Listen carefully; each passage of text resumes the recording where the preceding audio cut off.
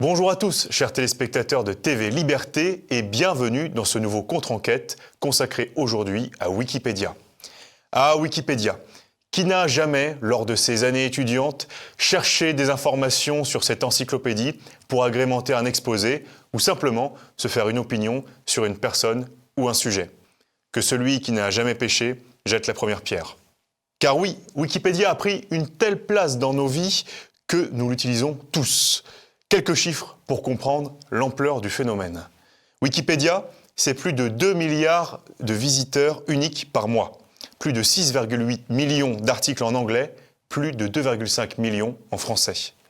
C'est la première source d'information dans les recherches Google. Environ 85% des pages Wikipédia arrivent dans le top 3 des résultats d'une recherche. Selon Alexa, Wikipédia est en réalité le 7e site le plus visité du monde. Mais ce monopole informationnel exercé par Wikipédia pose problème lorsque ses biais influencent l'opinion publique. Nombre de chercheurs s'appuient souvent sur cette plateforme sans vérifier la fiabilité des sources, plus grave encore lorsque c'est les médias de grand chemin qui s'en servent pour citer sans contextualiser ni vérifier les sources, comme nous l'explique Claude Cholet de l'Observatoire du journalisme. Il faut parler des journalistes qui font les médias et les liens des journalistes avec Wikipédia. Eh bien, les journalistes, ils font comme tout le monde. Ils font comme vous. Ils font aussi comme moi. Quand ils ont besoin d'un renseignement rapide, où vont-ils? Ils vont sur Wikipédia. Et là, il y a deux cas.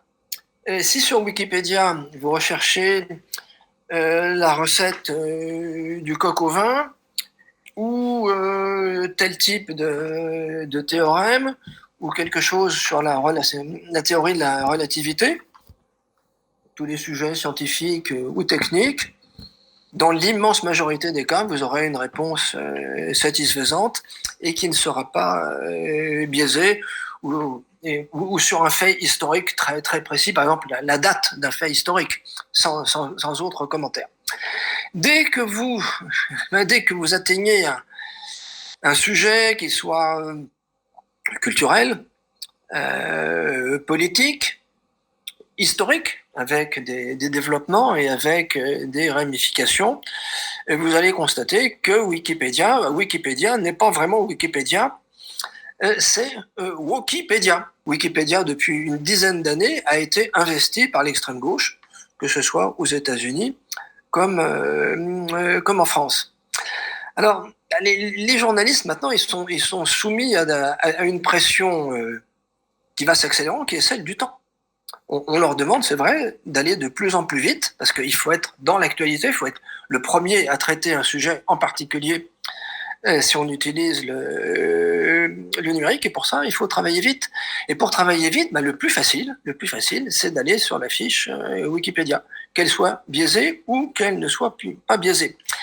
Et j'irai encore un peu plus loin, parce que je crains que le phénomène ne s'accélère avec l'intelligence artificielle. L'intelligence artificielle, qu'est-ce qu'elle utilise? Elle utilise des textes ou des vidéos qui sont publiées, des choses qui existent sur la toile. Et Wikipédia est une des sources, ou peut-être une des sources de l'intelligence artificielle. Donc il est à craindre que ce biais négatif, très souvent frauduleux, ne persiste ou s'amplifie. En sorte que Wikipédia s'est imposé comme l'encyclopédie globale, en éclipsant les savoirs traditionnels, les vrais experts des sujets ou les ouvrages papier. Elle s'est construite sur l'idée que tout le monde peut écrire et que la vérité est collaborative. Du point de vue extérieur, cet outil apparaît comme une idée assez séduisante. Un espace de travail collaboratif, la plus grande encyclopédie du monde, rendant le savoir accessible à tous. Mais derrière ces apparences reluisantes se cache une réalité plus trouble et politique. Comme l'affirme l'historien britannique Niall Ferguson, Wikipédia est une forme de monopole sur l'interprétation du monde. Autrement dit, Wikipédia nous dicte le réel. Wikipédia décide de ce que nous savons et surtout de ce que nous ne savons pas. En effet, la maîtrise de l'information est un enjeu de pouvoir fondamental. Or, comme le dénonce Elon Musk, et tel est le sujet de notre contre-enquête du jour, Wikipédia est devenu depuis quelques années Wokipédia, le milliardaire allant même jusqu'à appeler au boycott de cette plateforme. Et ce n'est pas propre à Musk, car le cofondateur de Wikipédia lui-même, Larry Sanger, a dénoncé ces dérives et le virage idéologique de son projet. Il déclare « Wikipédia n'est plus fiable.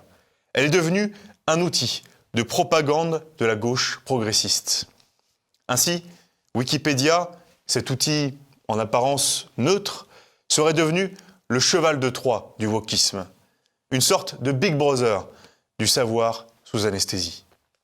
Derrière son slogan affiché, l'encyclopédie libre, se cache en réalité une fabrique de l'opinion, un outil d'ingénierie sociale, un laboratoire de la pensée conforme. Car, nous allons le voir, Wikipédia n'est pas neutre. Wikipédia est biaisé, Wikipédia est idéologique.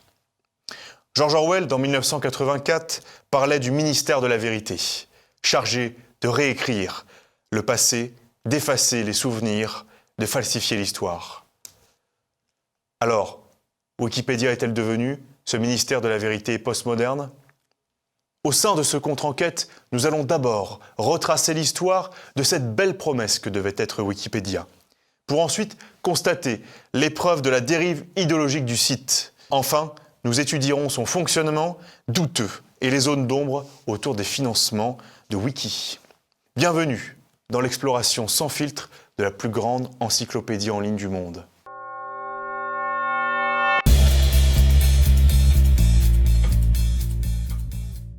L'histoire de Wikipédia commence au début des années 2000. À la base, il y avait le projet Nupedia, mais qui avançait trop lentement. Ainsi naquit Wikipedia.org le 15 janvier 2001.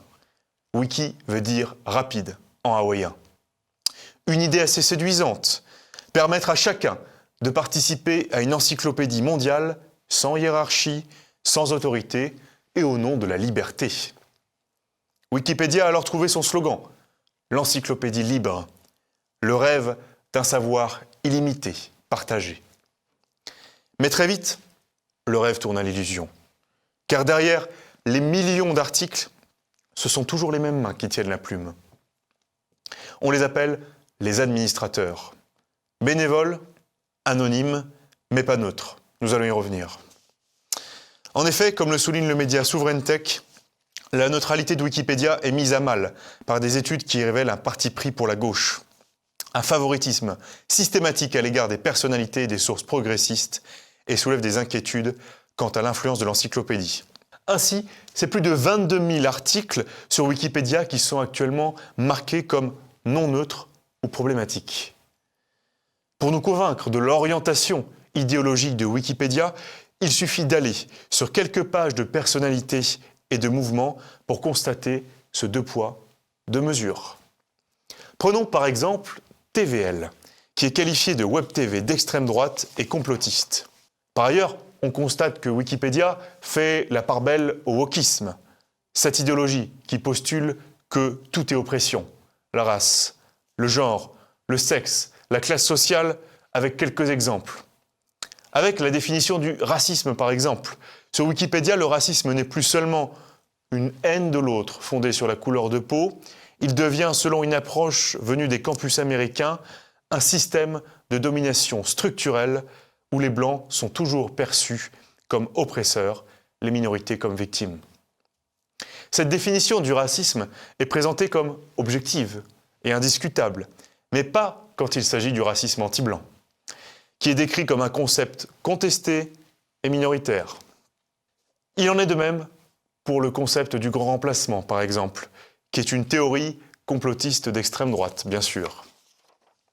A l'inverse, quand on regarde les fiches de personnalités issues de l'extrême gauche, comme Assa Traoré, Ouria Boutelja ou encore Tariq Ramadan, on trouve des descriptions prudentes, nuancées, presque flatteuses. En réalité, sur Wikipédia, le deux poids, deux mesures est systématique.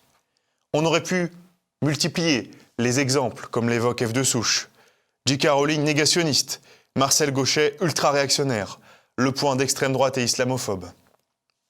La subjectivité de Wikipédia est donc flagrante. Mais elle est surtout méthodiquement organisée. Allons, voyons comment fonctionne le cœur nucléaire de Wikipédia. Explication dans ce contre-enquête.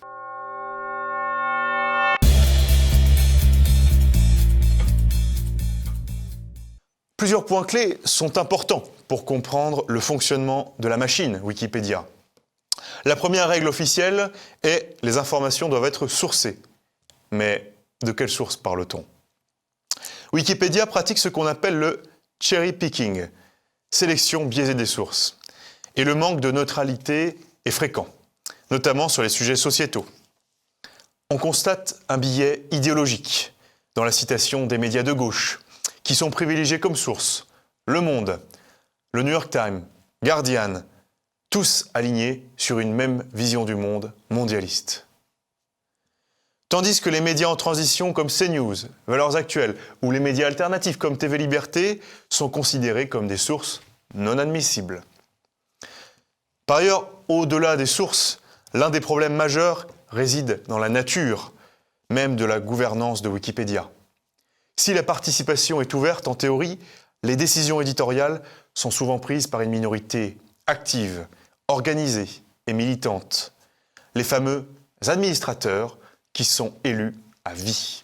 Ce sont ces administrateurs qui décident, ce sont eux qui censurent, ce sont eux qui orientent. Des pages sur des attentats islamistes ou des faits divers, comme le viol de Courbevoie, sont supprimées par prétendu manque de notoriété, tandis que des contenus militants, comme le privilège blanc, sont promus sans recul politique. D'ailleurs, lorsqu'un contributeur tente tant bien que mal de corriger une erreur, de nuancer une page, de citer une autre source, eh bien, il se heurte à une annulation immédiate, ce qu'on appelle dans le jargon un revers. Le revers devient même systémique lorsqu'un contributeur tente d'apporter une source contredisant la doxa progressiste. Ces modifications sont annulées, comme je le disais, souvent par ces mêmes administrateurs. Il existe même des listes noires en interne de contributeurs considérés comme problématiques. Le scénario est toujours le même. Vous tentez de corriger un article, on vous répond par un revers. Vous persistez, vous êtes blacklisté, ou parfois même banni. Vous êtes accusé de ne pas respecter les règles, ou plus simplement d'être idéologisé. L'un des problèmes fondamentaux de Wikipédia est donc ce fameux contrôle a posteriori par une minorité prétendument éclairée et la suppression de bon nombre d'articles. Explication par l'expert de Wikipédia, François-Jeanne Bello. Alors, Wikipédia, c'est participatif. Avec tout le problème du participatif, c'est que les gens ne veulent pas participer. Ça veut dire quoi ? Quand on dit qu'il y a 0,32 des comptes actifs, d'abord, un compte actif sur Wikipédia, c'est quelqu'un qui a un compte enregistré, qui a modifié une page dans les 30 derniers jours. Donc, c'est pas très actif. La grande majorité des interventions sur Wikipédia, elles se font non pas avec des comptes, mais avec des adresses IP. Et en fait, le gros problème de Wikipédia, c'est que, comme sur le web participatif, ça illustre la règle des 1%. La règle des 1%, c'est quoi ? Il y a 1% des gens qui créent du contenu, 4% des gens qui transforment ce contenu, 95% qui le consomment. Et on n'est même pas effectivement à 1% sur Wikipédia, parce qu'il y a très peu de gens qui veulent jouer, qui veulent participer. Mais sur le papier, tout le monde peut participer. Vous avez la possibilité en haut à droite de n'importe quel article de modifier l'article. Les seules restrictions qu'il peut y avoir sont les articles qui sont semi-protégés ou protégés. Ça veut dire qu'il faut avoir un compte et que ce compte a plus de 3 jours. Et dans ce cas-là, vous pouvez modifier l'article. Il y a des pages après qui font l'objet de surveillance un peu plus active où seules certaines personnes, parce qu'il y a eu du vandalisme, et donc on va fermer l'accessibilité à la page en modification. Mais techniquement, tout le monde peut modifier. Dans les faits, les gens ne veulent pas et il y a très peu de gens qui participent. Il y a un petit nombre de personnes actives, c'est 0,32%, qui modifient beaucoup Wikipédia sur plein de sujets. Et c'est vrai que là encore, comme sur le web participatif, on a une sorte de totémisation. C'est-à-dire que quand on crée un compte, si vous créez un compte demain sur Wikipédia, vous êtes rien. Et à la fin de l'année, la communauté va se réunir pour dire comment on va les appeler, ceux qui ont créé un compte en 2025. Okay. Et donc, vous avez un totem qui est associé à l'âge de votre compte. Et c'est vrai, quand on est grand ancien tigre à dents de sabre ou rhinocéros laineux, on a un peu plus de poids. Deuxième critère qui va rentrer en compte, c'est le nombre de modifications. Si j'ai un compte qui fait très peu de modifications, je ne serai pas crédible. Mais ça, encore une fois, c'est comme sur un forum ou sur tout web participatif. Après, les administrateurs, ils sont une petite centaine sur Wikipédia francophone, ils sont là en cas de problème. Il y a des tâches que seuls les administrateurs peuvent faire. Par exemple, bannir quelqu'un. Par exemple, supprimer une page. Mais ce n'est pas simplement le mode de fonctionnement partial derrière Wikipédia. L'encyclopédie entretient aussi des liens troubles et des financements plus ou moins occultes. Au-delà des soutiens journalistiques dont profite Wikipédia, qui laissent peu de doutes sur ses accointances, comme le journaliste de Libération Daniel Schneiderman, des projets comme les 100 pages ou Noircir Wikipédia prétendent viser à corriger les déséquilibres. Ces collectifs expliquent lutter pour plus de diversité, plus de représentation des femmes, plus de représentation des minorités ethniques et surtout moins de représentation des cultures occidentales dans l'encyclopédie. Leur discours repose sur l'idée que Wikipédia souffrirait d'un biais systémique parce que ses contributeurs seraient majoritairement des hommes blancs. Ces collectifs ne se contentent pas de proposer des contenus.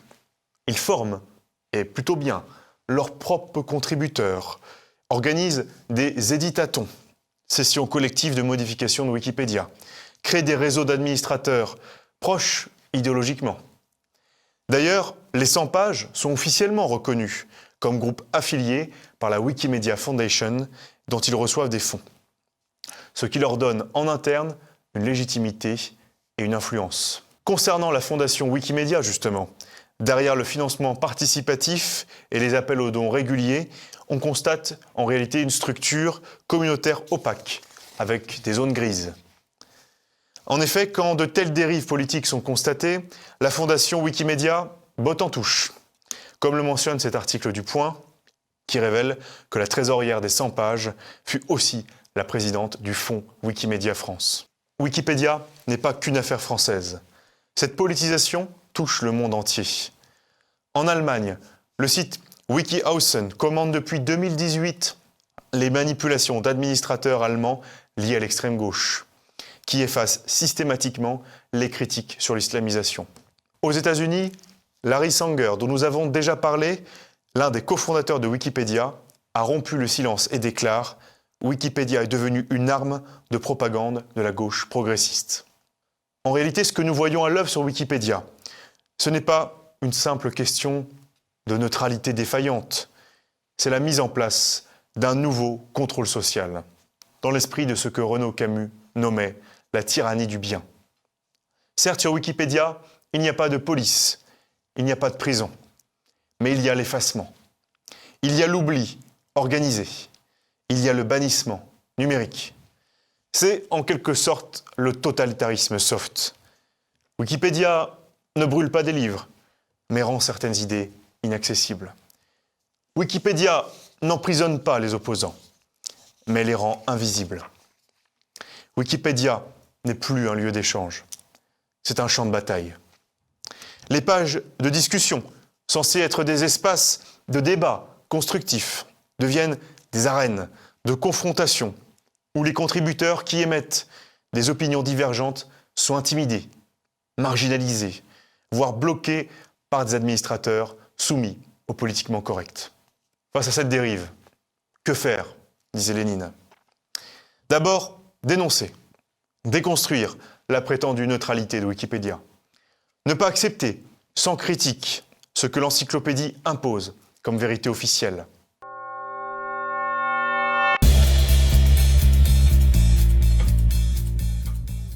Alors, d'un autre côté, il faut aussi relativiser.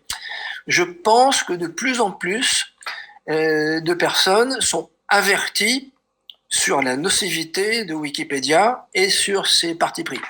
Je dis de plus en plus. Ça ne veut pas dire la majorité des gens. Je pense qu'il y a encore de la marge. Moi, je pense que s'il y a un conseil à donner à vos téléspectateurs, c'est si vous utilisez Wikipédia, faites-le avec discernement. Et c'est comme quand on dîne avec le diable, il faut prendre une longue cuillère. Pour aller plus loin, des livres tels que La face cachée de Wikipédia, de Michel Sandrin et Victor Lefebvre, abordent ce sujet. Cet ouvrage, très intéressant, a pour point de départ le fait qu'un des auteurs, contributeur bénévole pendant 15 ans sous le pseudonyme de Michel 1961, a été banni de Wikipédia pour des raisons arbitraires à cause de sa critique des dérives internes. Les auteurs reconnaissent d'ailleurs les qualités de Wikipédia, avec sa richesse, ses sources, son architecture technique, et ne prônent pas l'abandon du projet en tant que tel, mais sa réforme. Et très souvent, le problème, c'est qu'on en revient à la règle des 1% que j'évoquais tout à l'heure, c'est qu'il y a des gens qui vont dire « Ah oui, on dit du mal de moi sur Wikipédia ». Bah, allez-y, modifiez, dites du bien. Ah ben non, parce que vous plaignez pas. Enfin, oui, c'est le principe du participatif. Il faut vouloir contribuer. La plupart des gens ne veulent pas contribuer. Donc, trop souvent, en fait, sur Wikipédia, c'est pas qu'il y a des mauvais ou il y a des méchants, c'est que les gens eux-mêmes veulent pas aller mettre la vérité. Il ne faut pas attendre que ce soit d'autres qui aillent mettre leur information ou leur point de vue. Il faut jouer le jeu, il faut participer. Principe même de Wikipédia, c'est de participer. Et libre à chacun de faire la même chose pour dire, moi je trouve que Wikipédia est trop ci ou trop ça, parce que rappelons à l'éditeur ce que c'est que 100 pages, les 100 pages, c'est considérer que dans une logique alors très genrée, mais la plupart des biographies concernent des hommes, donc on va faire des biographies de femmes. Très bien. Mais libre à chacun de dire moi je trouve que sur Wikipédia les scientifiques sont pas assez représentés, je vais aller jouer le jeu et je vais aller publier sur les scientifiques. Moi je trouve qu'il n'y a pas assez de contenu en basque ou en corse, et je vais aller mettre du contenu en basque ou en corse. Et c'est le principe même de Wikipédia de participer. Donc on peut pas reprocher aux gens de participer sur Wikipédia. Le vrai danger de Wikipédia, c'est qu'il n'y a pas assez de contributeurs. Et là, par exemple, dans les écoles, moi j'interviens de temps en temps dans les écoles, je suis assez étonné de voir que les professeurs interdisent l'utilisation de Wikipédia à la consultation en disant c'est nul, mais c'est pas ça qu'il faut faire, pardon. C'est apprendre à s'en servir et apprendre à contribuer. Et rentrer dans cette logique participative. Et comme ça, on arrivera à augmenter le nombre de contributeurs et puis la véracité des propos qui sont partagés dans cette encyclopédie. Mais on a une chance extraordinaire, vous voyez, aujourd'hui sur l'IA ou sur les moteurs de recherche, on est en train de se poser la question, de se dire « Ah oui, mais peut-être qu'il y a un biais ». Eh bien, sur Wikipédia, on a la chance de corriger ce biais. C'est beaucoup plus compliqué sur Google ou sur ChatGPT. Donc, commençons par le faire sur Wikipédia, qui au passage aura un impact sur Google et sur ChatGPT. Donc, allons là où on peut agir, et Wikipédia est une des sources sur lesquelles n'importe qui peut agir. Il faut juste avoir du temps et faire les choses dans le respect des principes et de l'état de l'art. Il ne s'agit pas de nier la valeur de Wikipédia en tant qu'outil collaboratif, mais de souligner la nécessité d'un regard critique et d'une vigilance accrue quant à la neutralité du contenu. Il serait donc impératif que les contributeurs de bonne foi, attachés à l'idéal originel de Wikipédia, se mobilisent pour contrer ces dérives et garantir une information plus équilibrée. Alors, chers téléspectateurs de TVL, face à cette dérive, face à cette machine froide qui est devenue Wikipédia, il existe une arme. Cette arme, c'est la lucidité. Il faut refuser l'illusion, refuser de prendre Wikipédia pour ce qu'elle prétend être. Questionner, comparer, chercher ailleurs, sur les médias alternatifs. Contre-enquête continuera d'investiguer, de fouiller, de vous montrer ce que d'autres voudraient cacher. Wikipédia a été démasqué. Le combat pour la liberté d'information, lui, ne fait que commencer. Avec TVL, toujours à l'avant-garde.